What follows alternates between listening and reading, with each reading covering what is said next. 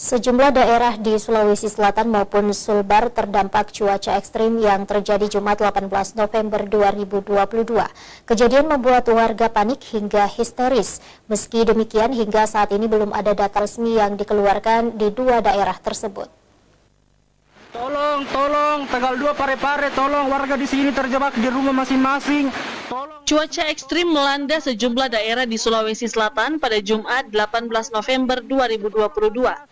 Dalam video yang ramai beredar di media sosial, sejumlah daerah seperti di Kota Parepare, Kabupaten Baru, Goa, dan Kota Makassar dilanda banjir. Sementara itu, bencana banjir yang melanda Kota Parepare bahkan mengakibatkan warga terisolasi di rumahnya.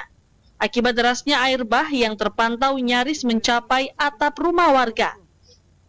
Dalam video yang beredar, warga meminta bantuan dari tim SAR gabungan untuk segera melakukan evakuasi. Para warga masih berada di dalam rumahnya, yang rata-rata berdesain rumah panggung. Selain Sulsel, Provinsi Sulbar juga dilanda cuaca ekstrim.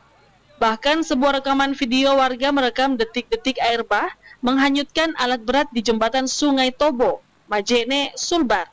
Derasnya hujan juga merendam jalan dan pemukiman warga. Sementara di Kota Makassar sendiri, sejumlah wilayah juga terendam air banjir, seperti di Kecamatan Biringkanaya dan Tamalandrea serta Kecamatan Manggala.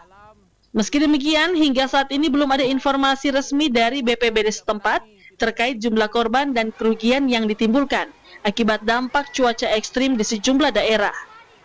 Tim Liputan Celebes TV.